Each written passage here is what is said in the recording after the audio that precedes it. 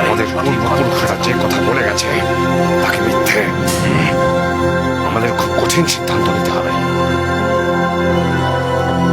এই যে কুরাইশ প্রধানগণ, আমি এই ভয় পাচ্ছি যে মুহাম্মাদের সব অনুসারীরা মদিনায় গিয়ে দল ভারী করে আমাদের বিরুদ্ধে যুদ্ধ ঘোষণা করতে পারে।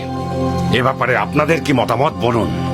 তার হাতে পায়ে শেকল পরানো হোক এবং তাকে বন্দী করে রাখা হোক, আর যতদিন না তার মৃত্যু ঘটে ততদিন অপেক্ষা করব। আগে যেরকম তার মতো লোকদের সাথে করা হয়েছে, যেমন জুহাইর আর ওই আল নাগিবা এবং এদের মতো আরো অনেকেই।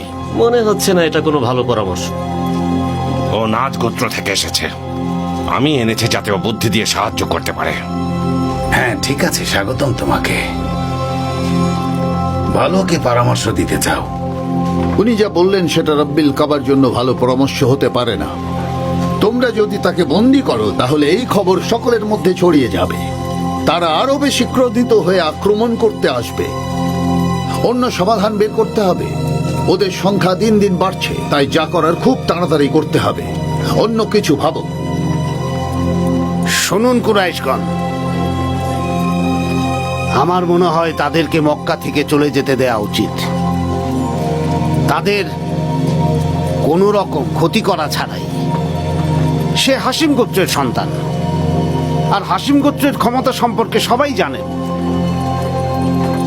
যদি সে এখান থেকে চলে যায় তাহলে এটা নিয়ে মাথা ঘামানোর কিছুই নেই। তাদের কিছুই করতে পারবেন না।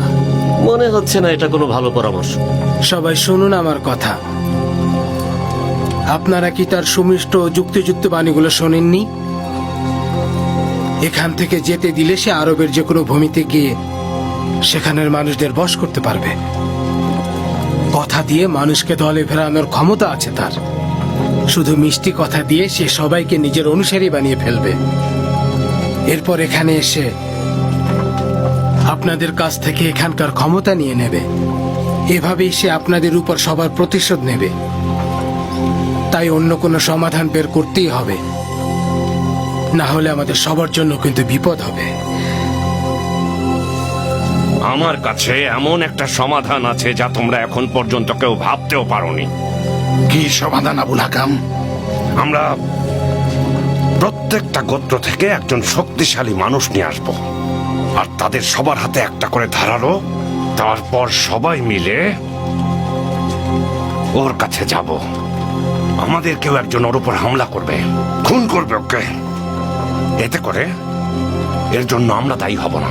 ওকে হত্যার দায়ভার আরবের সব গোত্রের উপর পড়বে। আর তারপর আব্দে মানাফ গোত্র সব গোত্রের সাথে একা লড়াই করতে পারবে না।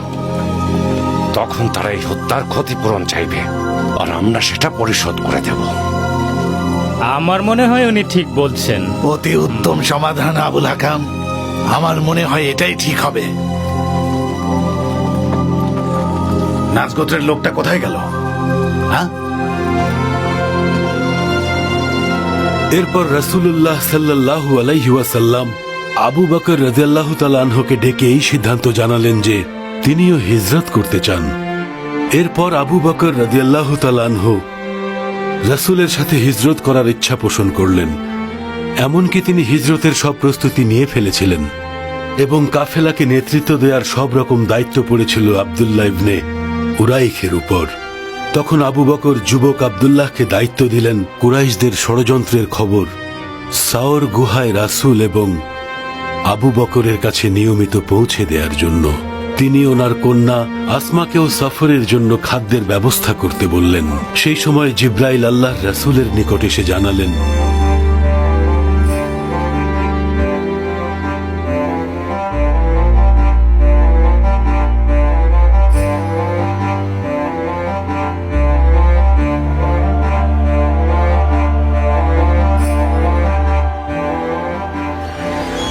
তিনি যেন সেই রাতে ওনার বিছানায় না ঘুমাতে যান, কারণ আল্লাহ রাব্বুল আলামিন আপনাকে হিজরতের অনুমতি দিয়েছেন।